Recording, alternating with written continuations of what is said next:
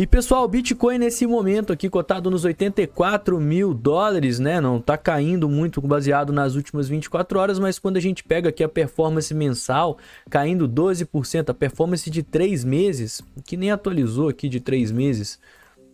Mas enfim, 3 meses está com uma queda muito forte também. Se a gente pegar aqui setembro, fevereiro, março, realmente foi uma queda muito forte, né? E isso também está puxando as maiores altcoins do mercado para baixo. O Ethereum aí perdeu de novo os 2 mil dólares, XRP abaixo dos 2,37. Solana também está caindo de volta aí próximo aos 120 dólares. No meio disso, sim, a gente tem oportunidades, mas essas oportunidades elas surgem quando a gente tem as narrativas de medo. Então, basicamente, o que eu sempre falo para vocês aqui no canal, pessoal, quando a gente vê o mercado, as notícias, as pessoas começarem a apresentar motivos para o Bitcoin cair mais, para o mercado cair mais, geralmente é quando a gente tem as melhores oportunidades. A gente nunca vai ver nesses momentos assim de queda, de indecisão do mercado, notícias otimistas, pessoas falando que o Bitcoin vai subir, que a gente de fato formou o fundo, que é realmente complicado, né? Algo da gente falar enquanto o Bitcoin está caindo. Inclusive, a gente chegou ao índice de volatilidade, é um indicador aqui que a gente tem no Bitcoin,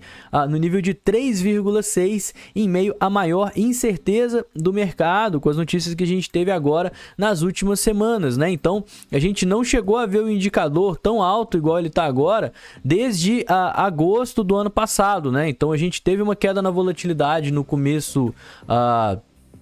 Como é que isso aqui tá meio esquisito, né? Fevereiro, depois dezembro, setembro. Eu acho que isso aqui é dos últimos anos, né? Isso aqui tá pegando aqui vários e vários anos aqui.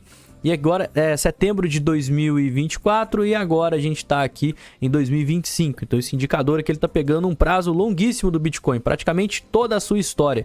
E a última vez que a gente viu um indicador tão alto assim foi em agosto do ano passado. E a gente consegue comparar até com performances antigas, né? No fundo do bear market, no começo, né, de movimentos de alta. E geralmente, quando a gente tem um mercado muito volátil em meio a incertezas, igual eu falo aqui para vocês, tá? Ele costuma fazer fundos. Por que ele costuma fazer fundos? Porque geralmente, nesses momentos onde ele fica muito volátil, é quando as pessoas param de operar, quando as pessoas ficam com medo do mercado, e aí ele começa a ter menos pessoas comprando, vendendo, e consequentemente o preço ele vai para cima e para baixo com mais facilidade. E nesses momentos de incerteza, é quando a gente tem, historicamente falando, tá, pessoal, as melhores oportunidades aí de compra. Então a gente começa a ver várias notícias. Bitcoin tem um pior desempenho de primeiro trimestre desde 2020. Primeiro trimestre de 2020 foi a pandemia, galera. Enquanto o Trump se aproxima aí de 100 dias. Outra notícia, Bitcoin perde o patamar dos 85 mil e o sentimento de otimismo atinge o nível mais baixo em 2 anos. Então a gente tem dois tipos de queda no mercado, né? As quedas que elas acontecem no meio do otimismo, que é basicamente o que a gente vê em finais de ciclo, finais aqui de topo, que são aquelas quedas super fortes que acontecem, mas quando tá todo mundo super otimista com o Bitcoin, falando várias narrativas de por que o Bitcoin ele vai começar a subir, geralmente essas quedas elas se prolongam mais, porque tá todo mundo comprado. Então assim, quem que vai comprar para o preço subir em meio a várias narrativas falando que o preço vai continuar subindo? E o segundo caso é o que a gente tá vendo agora, que é o mercado caindo em meio à incerteza. Então o mercado está caindo porque as pessoas venderam, as pessoas na verdade elas já estão vendidas, elas estão com medo do Bitcoin cair mais. Temos várias narrativas aqui de que o Bitcoin está caindo, de que a gente está com um otimismo baixo. E geralmente, né, nesse segundo caso, que é o que a gente está vendo agora, é quando a gente tem as maiores oportunidades. Até mesmo porque, igual eu reitero muito aqui com vocês, o sentimento dos investidores tá mudado, mas o fundamento das criptomoedas continua o mesmo, e eu diria que ele tá inclusive mais forte. Ontem a gente teve pela primeira vez na história o presidente dos Estados Unidos oficialmente falando no evento de criptomoedas. Então o Trump falou que vai tornar de forma indiscutível os Estados Unidos a capital do Bitcoin e das criptomoedas. A gente até falou ao vivo, né? Foi a primeira vez que ele mencionou especificamente o Bitcoin. Geralmente ele falava capital das criptomoedas, é a capital da inteligência artificial. Então ele falou vai ser indiscutivelmente a capital do Bitcoin e das criptomoedas. No evento de criptomoedas, foi um vídeo assim bem curtinho, e igual a gente passou aqui na live de ontem, não trouxe tanta novidade, né, pessoal? Ele não falou nada além do que ele já tinha comentado sobre a reserva estratégica, comentado em outros discursos que ele fez antes da campanha ou até durante a campanha presidencial, depois que ele assumiu a presidência. Então, se ele não trouxe nenhuma novidade, e é por isso que o Bitcoin não se movimentou tanto, né? Não falou nada de novo. Mas hoje de tarde a gente pode ter novidades, tá, pessoal? Hoje de tarde, a SEC, a Comissão de Valores Mobiliários dos Estados Unidos, vai começar a partir das 2 horas da tarde no horário de Brasília, tá? Esse aqui é o horário leste dos Estados Unidos, então vai das 2 horas da tarde até as 6 horas da noite. Nessa sexta-feira, falar sobre Bitcoin e criptomoedas. Então, o principal tema dessa roundtable, né, essa mesa redonda de discussões, é como eles chegaram aqui e como nós iremos sair referente ao mercado de criptomoedas. Então, a gente tem toda a agenda da roundtable, incluindo várias pessoas aqui de peso, né, do mercado cripto, pessoas de fundos de investimento, grandes empresas, grandes instituições. Eu tô até com uma colinha aqui para falar um pouquinho mais sobre as participações. E galera, nessa reunião aqui, o primeiro de tudo e o principal foco que vai ser discutido é a definição do que é uma security, o que é um valor mobiliário, né? E basicamente eles definindo isso, de fato, eles vão conseguir saber quais criptomoedas são consideradas valores mobiliários, quais criptomoedas são consideradas securities e quais não são. E isso vai fazer com que várias das empresas das criptos que estão sofrendo pressão dos Estados Unidos, estão sofrendo com o processo, consigam, de forma legal, dentro da legislação, invalidar esse processo e até novas criptomoedas surgirem, novas oportunidades surgirem, novas empresas entrarem para o mercado, simplesmente por conta dessa definição do que é security. A gente vai ter a participação aqui de alguns nomes influentes. Então, aqui embaixo, deixa eu ver se está aqui mesmo. O Miles Jaynes, ele é da A16Z Crypto, que é uma companhia gigante. A gente tem aqui, ó, Rodrigo da Coley LP, Chris Bummer, Georgetown Law, né? Vai ter advogado lá no meio, onde basicamente eles vão apontar falhas na abordagem atual da legislação dos Estados Unidos e como que eles vão conseguir contornar, ou seja, sugerir caminhos para a gente conseguir passar por meio disso e ter uma legislação, uma clareza regulatória muito mais definida quando comparado com o cenário atual. Se vocês acompanham o canal, ou pelo menos acompanham as notícias cripto, vocês sabem que o maior problema que os Estados Unidos têm é justamente a legislação quando se trata, né, de processos com criptomoedas.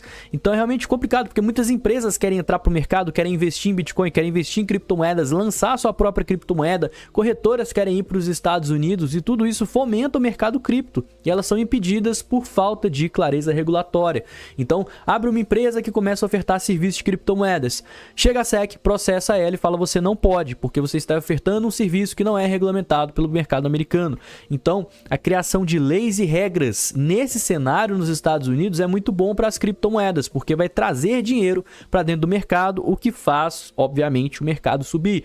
Pelo outro lado, né, a gente com a mentalidade aqui do Brasil começa a ver regulamentações como algo mais severo, porque aqui no Brasil as regulamentações elas acabam impactando negativamente, né, a vida aí de várias pessoas. Então, aqui no Brasil, regulamentar o quê? Criar mais imposto, proibir empresa de fazer coisa A, coisa B, fechar a corretora, impedir que você opere em tal lugar. Lá nos Estados Unidos é o contrário, é permitir que tenham empresas, permitir que entre dinheiro, permitir com que as pessoas invistam de forma segura. Então, lá a regulamentação é muito boa.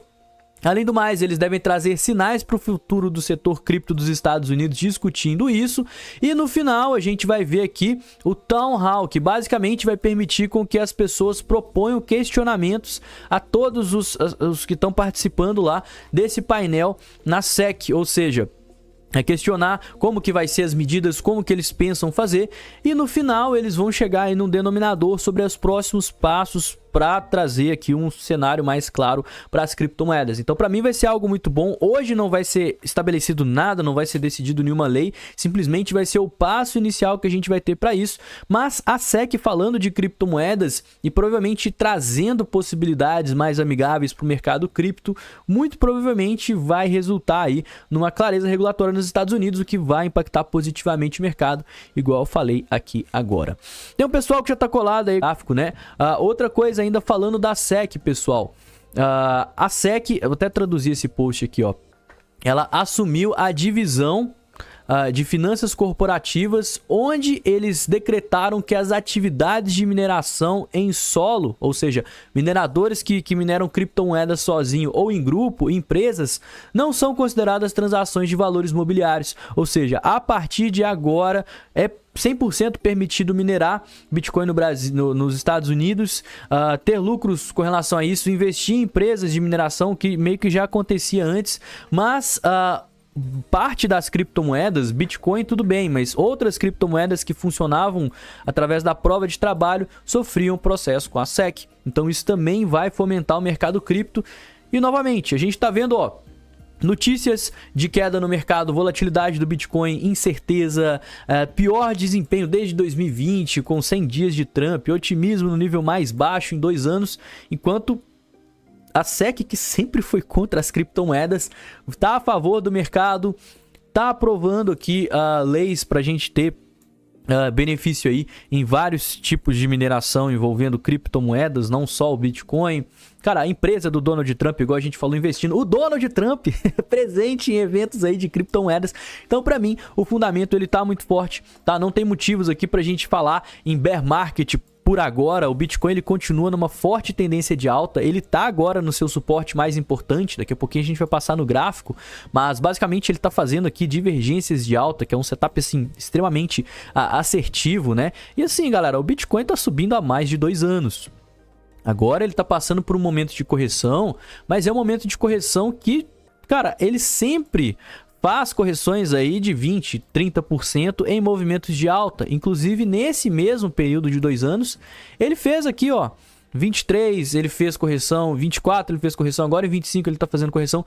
Enquanto ele tiver nessa tendência de alta, não tem motivos pra gente ficar com esse sentimento tão extremo de medo, enquanto os investidores estão, tá? Para mim isso aqui sinaliza ainda mais uma oportunidade, porque quando o otimismo tá lá embaixo, quando as pessoas começam a ver notícias ruins, pior desempenho, otimismo, volatilidade, incerteza do mercado, o que acontece? Isso tende a fazer as pessoas vender e não comprar. Então, nesse momento, a maior parte das pessoas elas estão vendidas, e quem está vendido não pode vender para jogar o preço mais para baixo. Então a premissa que a gente falou, né, que quando o mercado sobe a gente tem aquelas quedas fortes de final de ciclo, por que as quedas elas acontecem? Justamente porque está todo mundo comprado, então as pessoas, a única coisa que elas podem fazer é vender. Então o preço vai caindo, elas vão vendendo, vão ficando com medo, vão vendendo, vão vendendo. Agora nesse momento o que a gente tem? O preço numa tendência de alta e o mercado caindo, então as pessoas vendendo no meio da tendência de alta, e agora não tem mais ninguém para vender, para jogar esse preço para baixo, porque o sentimento do mercado já mostra pra gente que as pessoas estão com medo. Mas, gente,